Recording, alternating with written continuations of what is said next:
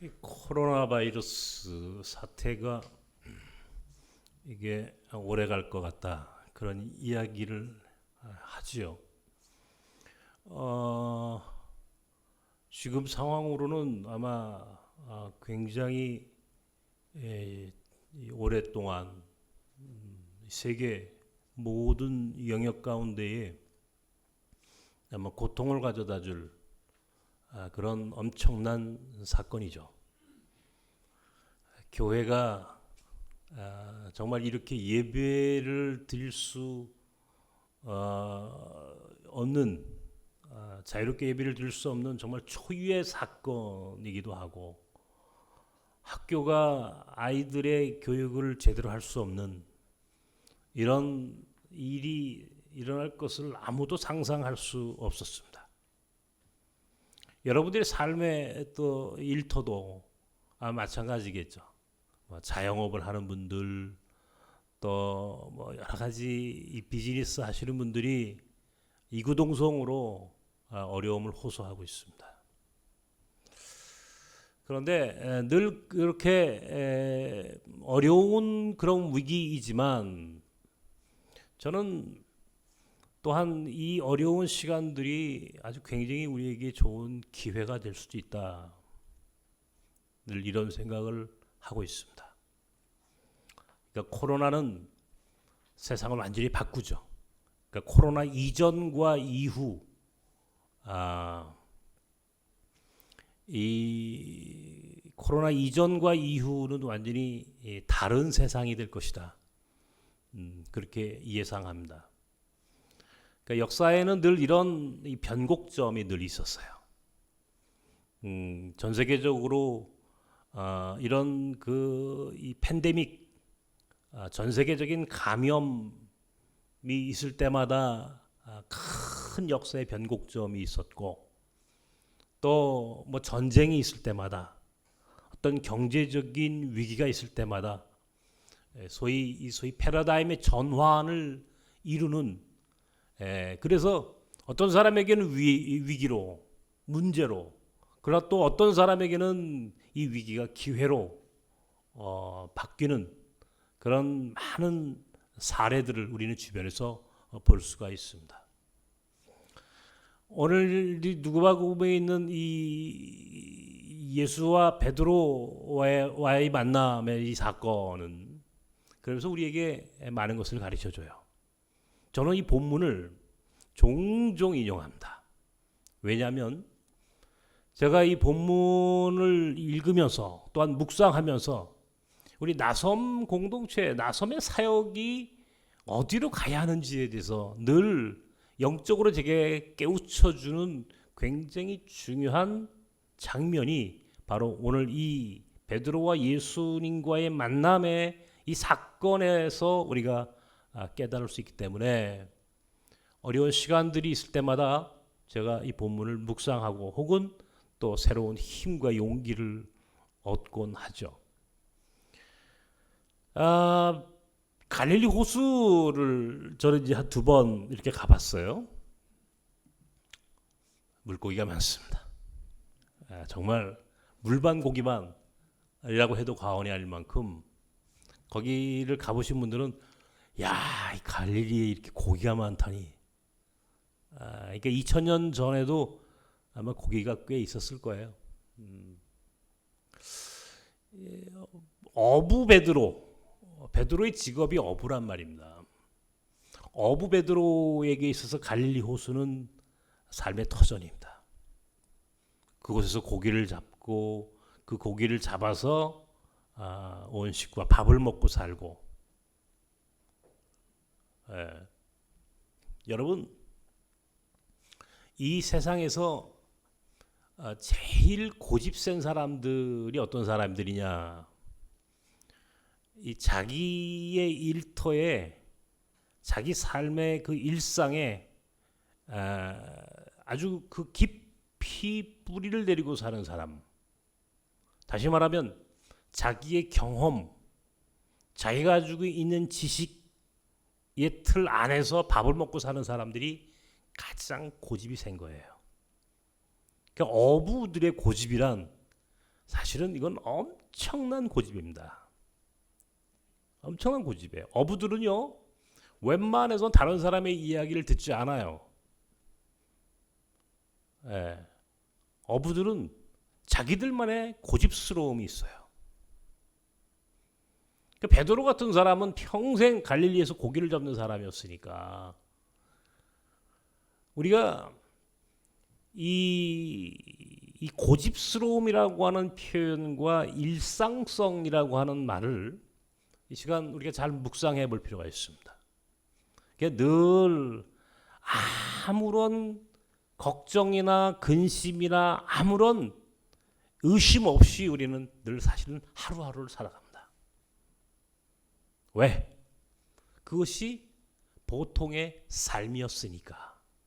원래 사람은 이렇게 사는 거야 하는 어떤 고정관념의 틀이 있고 그것이 우리가 흔히 얘기하는 일상성이다라고 표현을 해요. 히브리 민족이 430년 동안 애굽에서 종살이를 했습니다. 여러분, 430년 동안 애굽에서 종살이를 했다. 우리는 그것을 노예 혹은 종살이라고 이야기를 하지만 430년 동안 똑같은 삶을 반복해 살아가는 사람들에게 그것은 노예도 종살이도 아니에요. 그냥 일상인 거예요. 일상. 그러니까 노예 생활이 일상인 거예요. 종살이가 일상인 거예요. 그런 사람들에게는 자기 삶에 대하여 더 이상 의심하지 않아요. 자기 삶, 자기 민족이 430년 동안 애굽에 종살이를 했던 그 삶에 대해서 그들은 의심하거나 그것을 거부할 이유가 없단 말입니다. 왜? 그렇게 살았으니까. 사람들은 그렇게 말하거든요. 우리 부모님도 그렇게 살았고 나도 그렇게 살았어. 그러니까 이렇게 사는 게 옳은 거야 라고 하는 매너리즘이 보통의 사람들을 지배하죠. 일종의 관성입니다. 관성. 원래 그랬으니까. 원래 그랬으니까. 이 익숙함이라고 하는 것이 인간을 그렇게 속여요. 그러니까 도무지 변화를 꿈꾸지 않죠. 그러니까 하나님께서 애굽에서 광야에서 가나안으로 단계가 있다 그랬죠, 그죠? 애굽 땅에서 광야로, 광야에서 다시 가나안으로. 이 단계마다 홍해가 있고 요단강이 있어요. 반드시 홍해를 넘어야만이 애굽에서 광야로 들어가는 것이고 반드시 요단강을 넘어야만이 광야에서 가나안으로 들어가는 거예요. 늘 얘기했지만 이것이 패러다임의 전환이에요. 소위 일상, 우리의 삶을 지배하고 있는 이 일상성을 뛰어넘는 어떤 획기적인 어떤 사건이 있을 때마다 그 사건을 통하여 인간은 자기의 삶을 바꾸는 거예요. 그것이 어떤 사람들에게는 질병일 수가 있고 어떤 사람은 경제적인 궁핍함일 수도 있고 어떤 사람은 사실은 많은 이 세상의 인간사가 갖고 있는 다양한 일들을 통하여 인간은 변화하죠. 대신 인간은 변하지 않으려고 하는 속성이 있습니다. 안 바뀌죠. 매너리즘에 빠지죠. 똑같은 일상을 반복합니다. 조금도 의심하지 않아요. 조금도 자기 삶에 대하여 변화를 생각하지 않는다 이런 얘기입니다. 그런데 성서는요,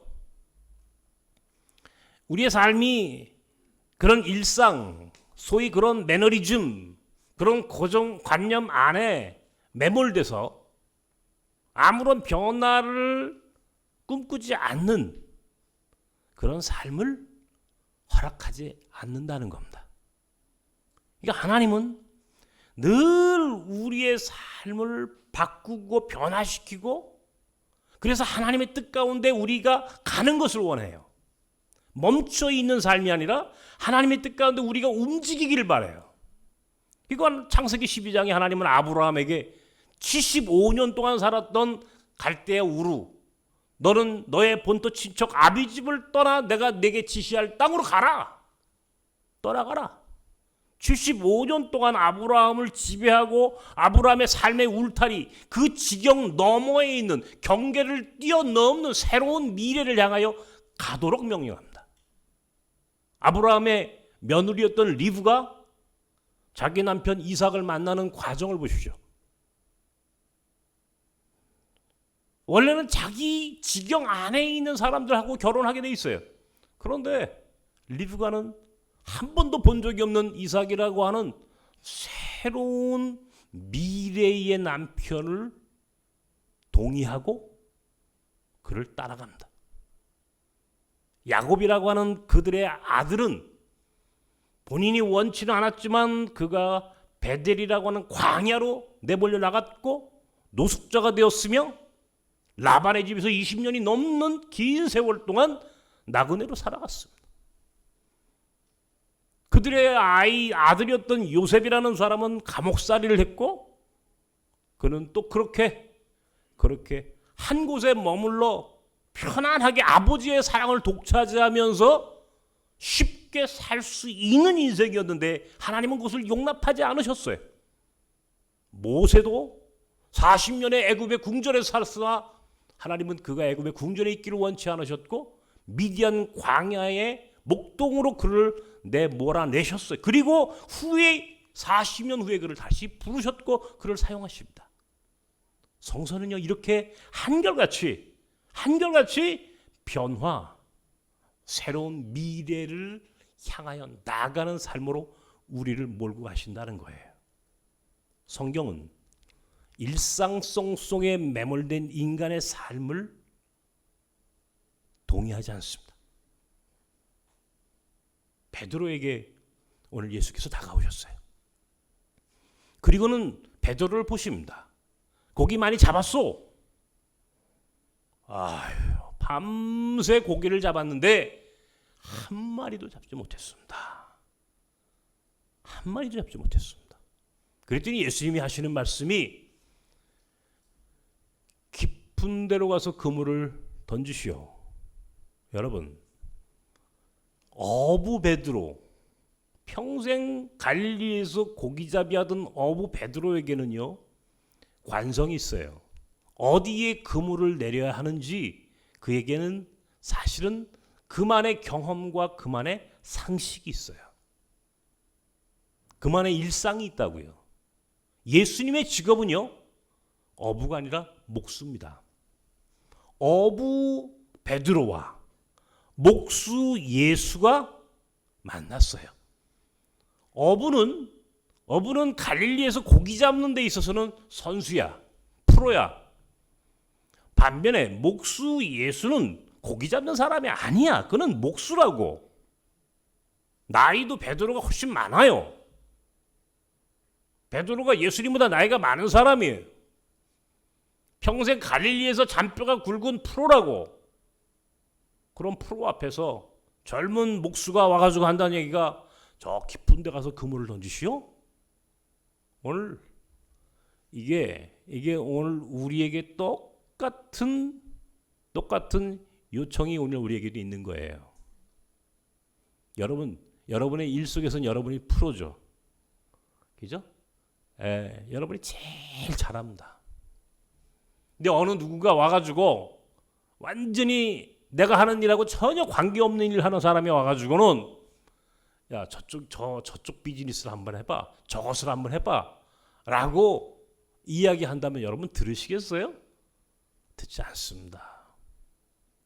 그런데요 오늘 성경은 이렇게 얘기합니다.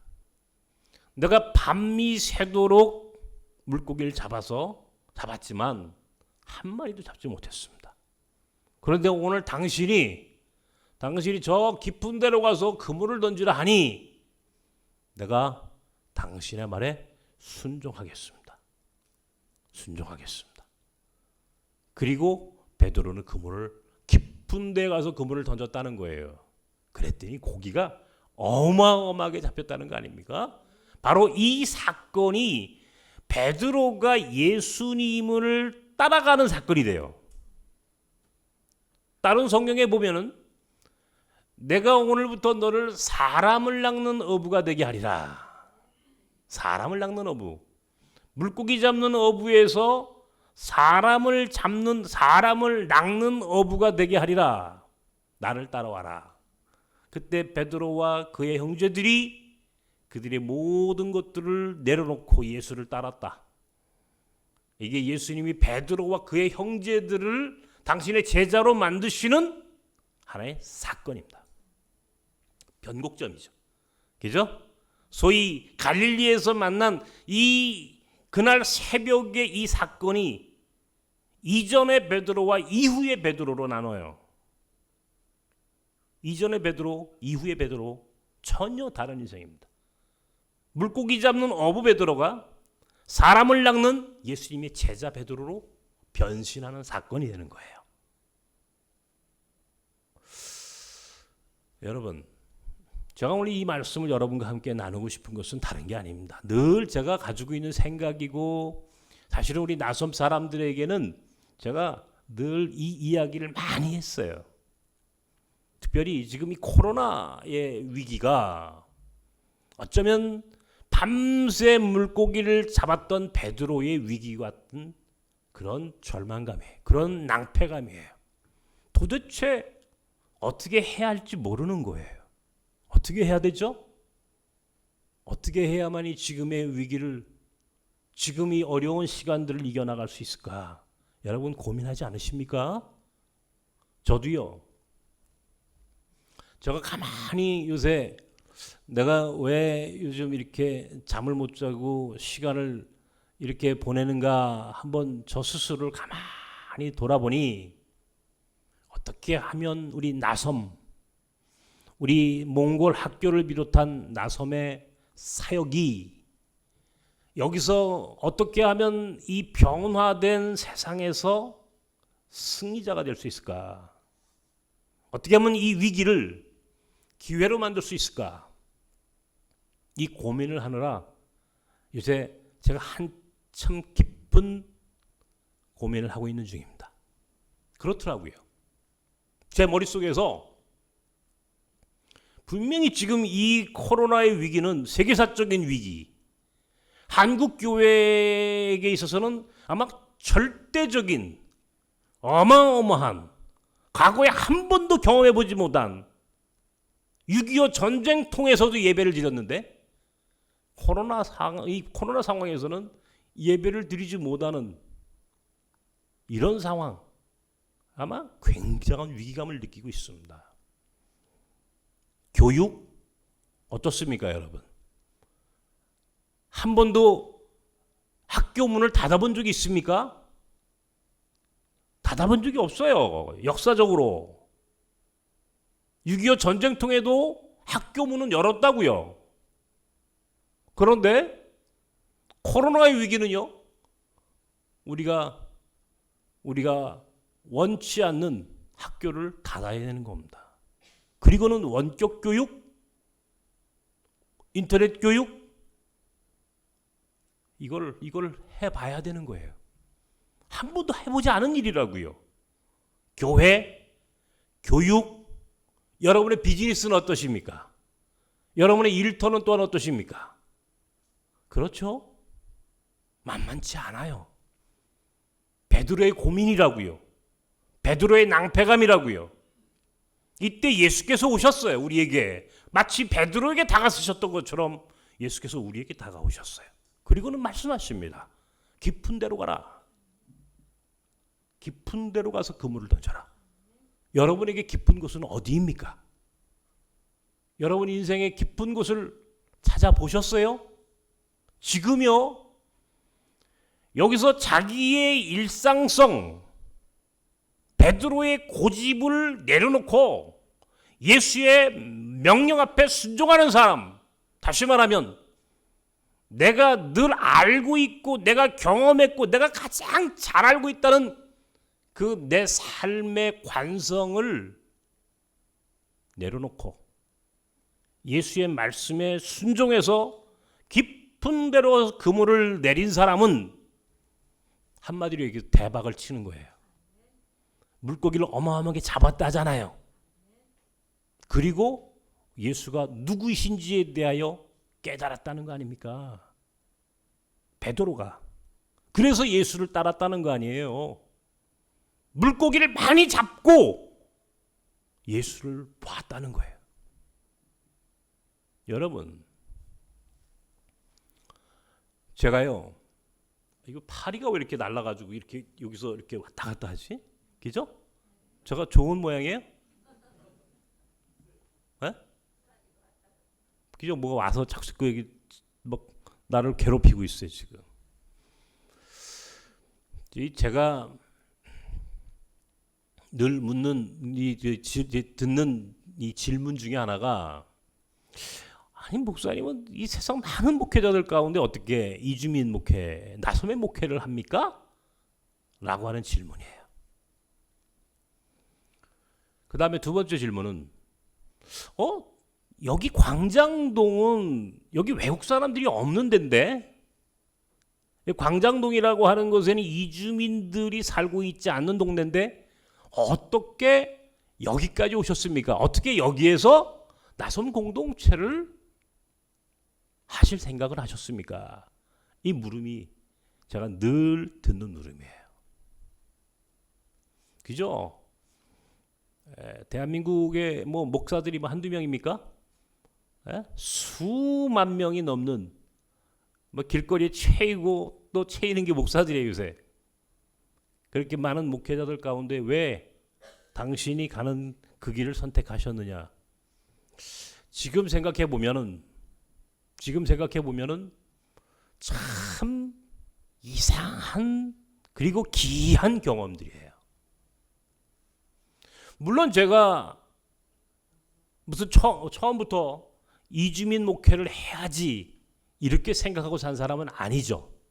저는 사실은 우리나라에 외국인 이주 노동자가 들어왔는지도 잘 모르고 있었어요. 저는요, 사실은 제가 무슨 그 이주민들과 뭐 목회를 할 거라고 단 한 번도 생각해 본 적이 없는 사람이에요. 아주 우연히 뜻밖의 제안을 받고 오랫동안 생각하지 않았어요. 어떤 측면에서는 이야기를 듣자마자 이거 내가 미국에 유학 가는 것 대신 내 공단 지역에 들어가서 외국인 이주민들, 노동자들을 만나서 목회하는 것, 사실은 비교가 안 되죠. 목회를 한다면 저 강남이나 분당이나 부자들이 모이는 곳, 쉽게 말해서 돈이 좀 흘러다니는 곳에 가서 교회를 해야지. 이게 자본의 논리거든요. 이게 자본주의가 뭐 다 그렇죠. 교인들이 많이 있으면 그것이 교회의 힘이 되고 자랑이 되고 권력이 되는 목회를 하고 싶지. 이주민들이 나그네들이 많이 오면 힘이 아니라 다 짐이 되는 사람들만 많이 모이는 목회? 이건 인간적으로 동의할 수 없는 목회입니다. 그런데 저는 딱 그 제안을 받는 순간 분명히 힘이 아닌 짐이 되는 사람들, 그러나 이것이 예수가 원하는 길이다 라는 생각을 했어요. 그것밖에는 제 마음속에 그 어떤 것들도 목회의 조건이 될 수 없었어요.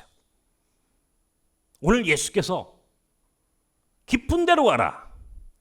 자, 밤새 고기를 잡아본 베드로, 분명히 깊은 데로 가라는 말씀은 상식적이지 않아요. 그곳에는 물고기가 없다고요. 그 시간에는. 알았으면 베드로가 가서 고기를 잡았죠. 평생 고기 잡는 어부인데 감각적으로 그는 알 것 아닙니까? 그런데 예수님의 이 말씀, 깊은 데로 가라. 베드로의 고집이 예수님의 명령과 충돌합니다. 우리가 생각하는, 내가 생각하는 내 자아와 예수님이 말씀하신 복음의 가치는요, 늘 충돌하는 거예요. 이렇게 부딪히는 거라고요. 내가 원하는 것, 내가 알고 있는 것, 내가 이미 경험했던 것들과 예수님의 말씀과 복음이라고 하는 것은 사실은 충돌해요. 충돌.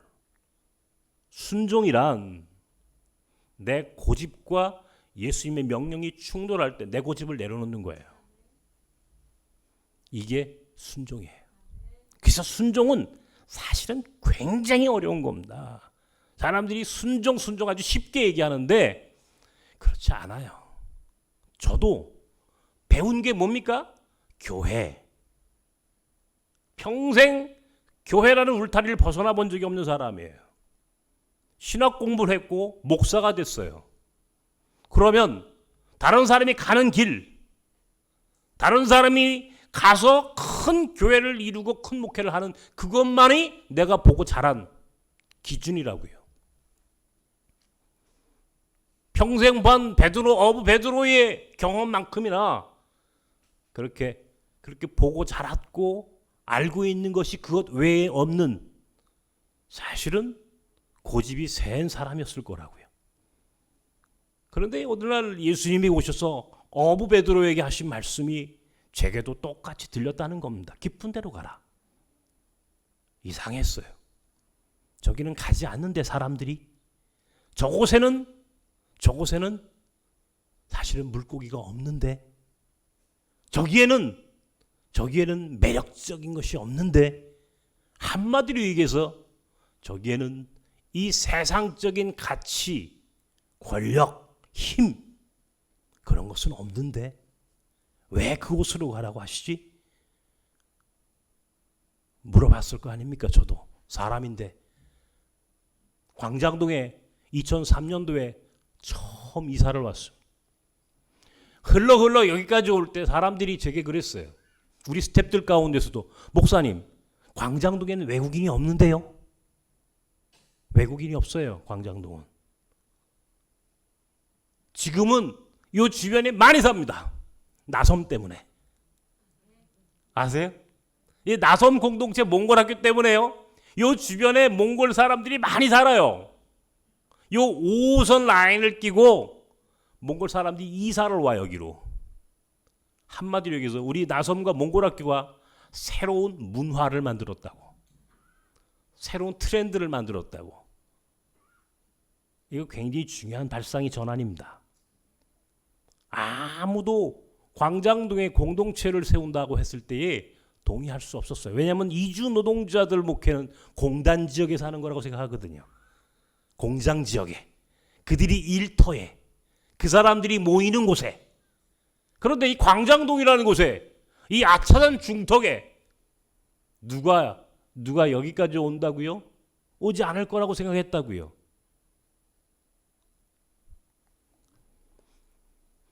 늘 발상의 전환이라고 하는 것, 이 패러다임의 전환이라고 하는 것, 이게 중요하다는 것을 이야기하고 싶은 겁니다. 저는 그런 면에 있어서는, 한편 그런 면에 있어서는 제가 결단력이 있는 사람이에요. 그런 면에 있어서는 내 고집을 내려놓고 예수의 말씀 앞에 순종을 해봤고, 그리고 그것이 오늘 우리로 하여금 여기에 있게 한 원인입니다. 제가 오늘 여러분께 드리고 싶은 것은, 오늘 여러분의 삶을 바꿔야 돼요. 지금의 삶을 반전해야 된다고요. 계속 물고기를 잡지 못한 베드로처럼 그렇게 낭패감으로 살 수는 없지 않겠습니까? 여러분의 삶이 지금 좌절하시고 계세요. 실패했다고요. 어떤 경우에는 더 이상 희망이 보이지 않아요. 그렇죠. 이 코로나가 더 어렵게 했단 말입니다. 그런데 이 어려운 코로나의 위기가 오히려 오늘 우리에게 기회가 되는 굉장히 중요한 변곡점이라는 사실을 깨달으셔야 한다는 거예요. 이 위기를 기회로 반전할 수 있는 찬스가 왔어요. 오늘 우리에게 여러분의 삶을 바꿀 수 있는 기회가 왔다고요. 무엇입니까? 깊은 데로 가서 그물을 던지라는 거예요. 깊은 데. 도무지 이해할 수 없는 말씀 한마디.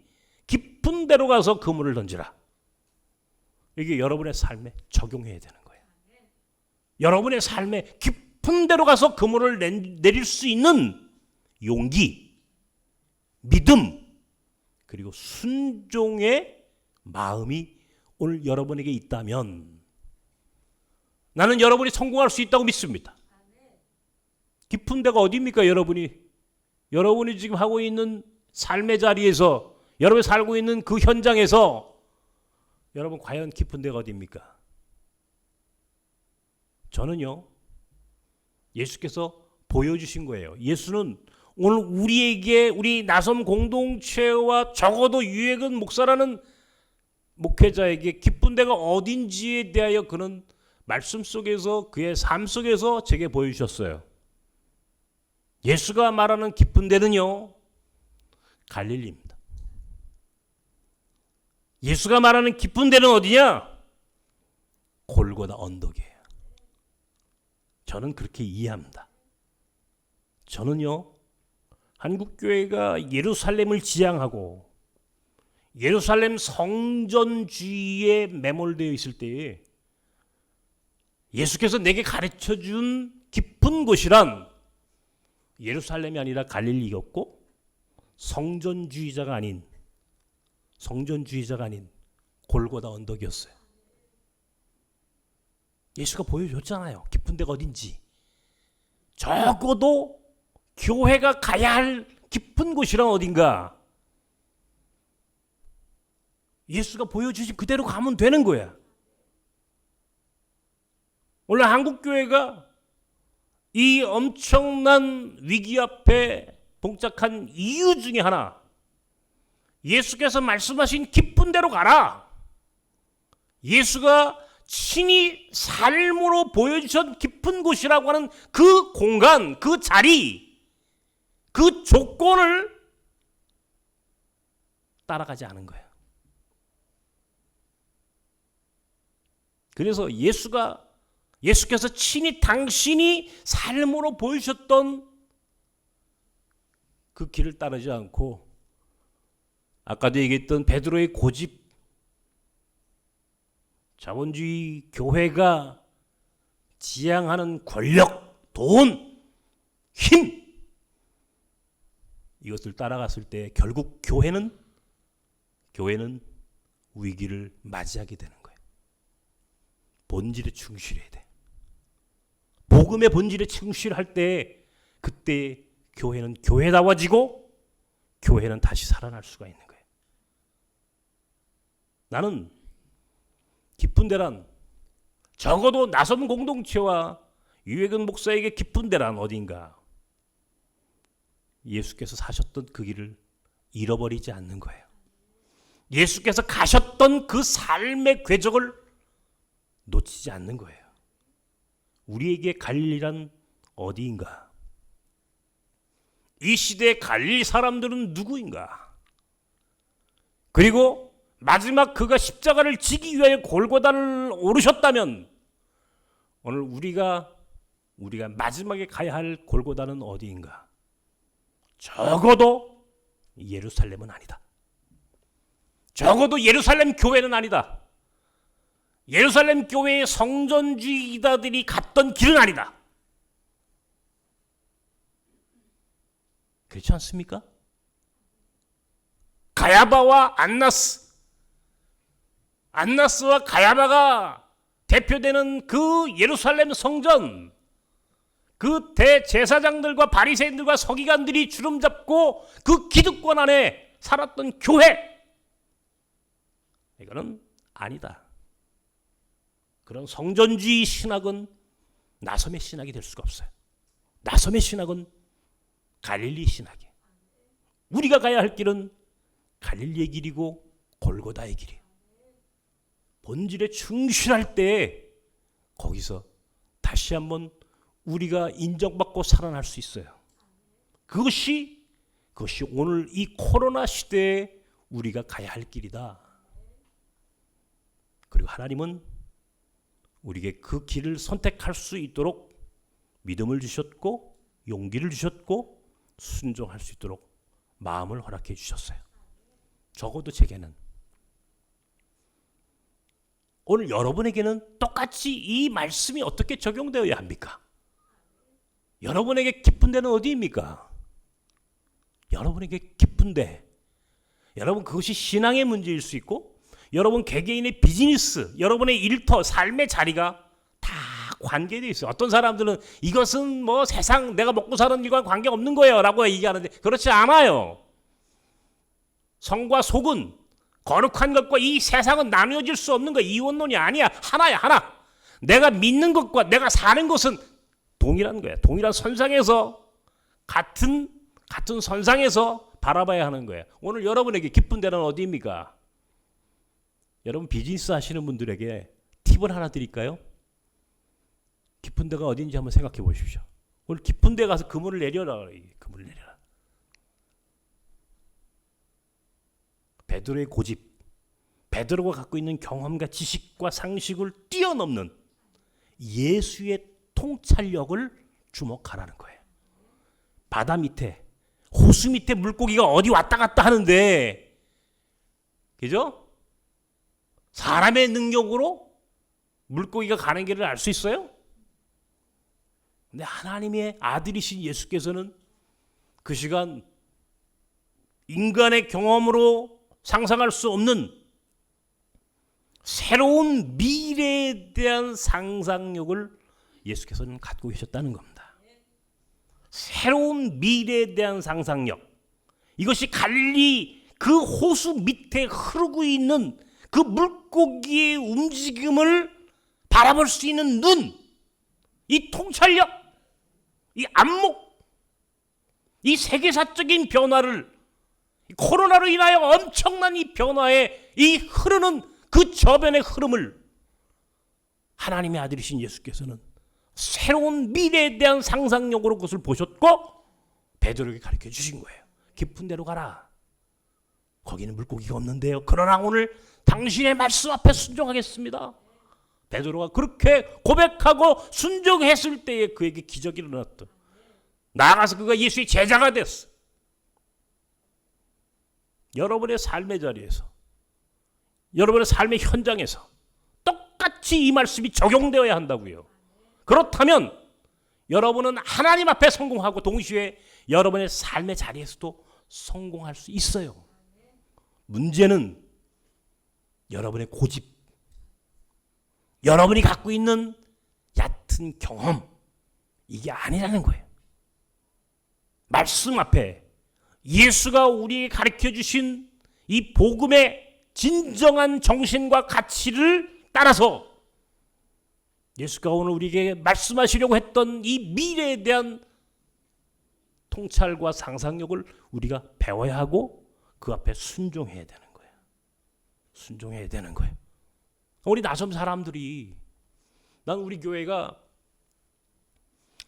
이제 뭐 한국 교회가 이 코로나 이후에 뭐 얼마나 더 크냐 이런 얘기는 이 바보들이 아니면 하면 안 됩니다. 하수들이나 그런 얘기를 하는 거예요. 이제는 코로나 시대는요, 교회가 뭐 얼마나 크고 교인이 얼마나 모이고 봤잖아요. 한 번에 다 날아가는 거. 그죠? 한 방에 다 끝납니다. 아무것도 아닙니다, 여러분. 아무것도 아니라는 거예요. 사람의 모임이라고 하는 게. 끝까지 마지막까지 남는 것은 가치에 가치. 정신이 남는 거예요. 예수의 말씀이 그 안에 있는가? 그 예수의 정신과 가치가 실현되고 있는가? 이것만 남는 거야. 아무것도 없다고. 돈, 권력, 힘? 그게 무슨 의미가 있습니까? 여러분, 지난 한 주간 우리는 봤잖아요. 권력이 얼마나 무상하고 인간의 힘이 얼마나 허무한지, 인간이란 존재가 얼마나 연약한지 우리는 봤어요. 아무것도 아니에요. 아무것도 없어. 그 자체로는 허무야. 남는 것은 예수. 남는 것은 그 안에 예수가 있는가 없는가만 남는 거야. 오늘 여러분의 삶의 그 예수께서 말씀하시던 베드로에게 얘기했던 깊은 데로 가라. 이 말씀이 여러분의 삶 속에서 그대로 순종함으로 기적이 일어나는 놀라운 축복의 역사가 여러분에게 있기를 소망합니다. 그러기 위해서는 오늘 여러분 모든 걸 내려놓으셔야 돼. 베드로가 가지고 있던 고집 아니야. 이 고집 센 교인들이 있더라고. 목회를 하다 보면 아니야 그렇게 가지고는. 우리 안에 예수가 있어야 돼. 그의 말씀만이 작동돼야 돼 내 안에서. 그 어떤 것도 내 삶을 대체할 수 있는 것은 아무것도 존재하지 않아. 오직 예수의 말씀, 복음, 그가 내게 이야기해주는 예수를 통하여 받은 그런 통찰력만이 우리의 삶을 성공으로 승리하는 삶으로 이끌어간다는 것을 나는 믿습니다. 지금까지 나는 작은 참으로 벌레 같은 인생의 삶이었지만 나는 순종해봤고 또 그가 명령한 깊은 데로 가라는 말씀 앞에 한번 서봤던 사람이에요. 물론 고난도 있어요. 내가 지금도 나섬이라고 하는 공동체의 목회자로 산다는 것은 제게는 참으로 어려운 순종이지만 그런 작은 순종의 삶이기도 해요. 그런데 저는 제 삶에 대해서 후회하지 않습니다. 너무너무 잘했다. 다시 태어나도 나는 깊은 데로 가라. 그걸 고민하고 나는 나그네들의 있는 갈릴리 그들이 삶을 살아가는 그곳 그 현장을 다시 선택할 거예요. 힘들어도 거기에 정말 살아있는 물고기가 있어. 거기에 예수의 뜻이 있고 하나님의 나라가 기다리고 있어. 그래서 나는 갈릴리를 사랑하고 골고다 언덕을 마음속에 그려봅니다. 그 자리를 떠나지 않기를 늘 마음속에 기도합니다. 이게 내가 그 윗분으로부터 받은 영성이에요. 다른 게 영성이 아니야. 오늘 내가 자리를 지키는 이 갈릴리의 현장을 끝까지 지키고 비록 예루살렘이 나를 유혹해도 예루살렘 교회가 나를 불러도 나는 여기가 좋사. 이 갈릴리가 내가 있어야 할 자리라고 하는 것을 잃어버리지 않도록 나를 지켜주는 것이 영성이야. 이 자리를 지킬 수 있는 영성을 달라고 기도합니다. 혹시 그 어떤 유혹 앞에서도 끌려가지 아니하도록 끝까지 갈릴리 같은 이 현장을 지킬 수 있도록 힘을 달라고. 여기가 깊은 데예요. 내게는. 여러분에게는 어디가 깊은 곳입니까? 오늘 물어봅시다. 내게는 어디가 깊은 곳입니까? 오늘 예수에게 물어보십시오. 그럼 그분이 여러분에게 가르쳐 주실 거예요. 그곳으로 가십시오. 그곳에 그물을 내리십시오. 물고기가 많이 잡히는 축복을 받으실 겁니다. 그 경험을 해봐야 되는 거예요. 예수 믿는 건 추상이 아니야. 관념이 아니라고. 그것이 여러분에게 현실이 되어야 돼. 우리 모두 깊은 데로 가서 그물을 내리고 예수의 말씀에 순종함으로 놀라운 기적과 은총을 체험하는 저와 여러분이 되기를 주님의 이름으로 축원합니다. 기도합시다. 우리 이 시간 하나님께 기도합시다. 오늘 물읍시다. 하나님, 깊은 데로 가라 하셨는데 내가 가야 할 깊은 곳은 어디입니까?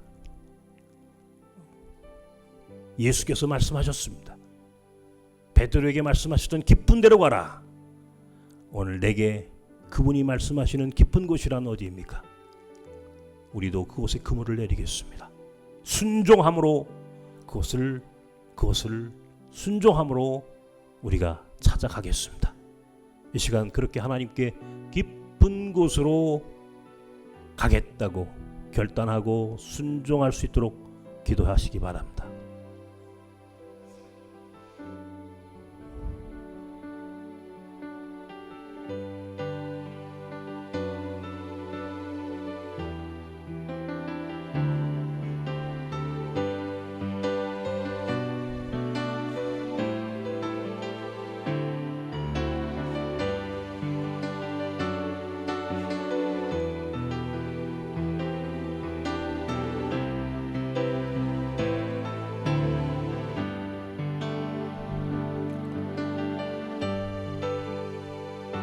사랑하는 오늘 주께서 어부 베드로에게 깊은 데로 가서 그물을 내리라 그렇게 명령하셨을 때 어부 베드로는 고집을 내려놨고 그의 경험과 지식을 내려놓고 예수의 말씀에 순종했습니다. 우리의 삶이 복음과 충돌할 때마다 그렇게 예수의 말씀이 우선되는 삶을 살게 하시고 예수의 말씀 앞에 순종하는 삶을 살게 하시고 그래서 우리의 낭패와 우리의 절망과 좌절을 딛고 하나님의 뜻 안에서 승리하는 자들이 되게 하여 주시옵소서. 어디가 깊은 곳입니까? 어디가 우리가 그물을 내려야 할 깊은 곳입니까? 오늘 예수께서 성령을 통하여 우리에게 말씀하시옵소서. 오늘 말씀을 통하여 복음을 통하여 우리에게 가르쳐 주시옵소서. 우리에게 깊은 곳이란 어디입니까? 그리고 그곳에 그물을 내릴 수 있는 믿음과 용기를 허락하여 주시옵소서. 그래서 끝까지 승리하게 하시고 짧은 우리의 인생 가운데 예수를 만나는 체험을 할 수 있도록 은총을 내려 주시옵소서. 예수님의 이름으로 기도합나이다. 아멘.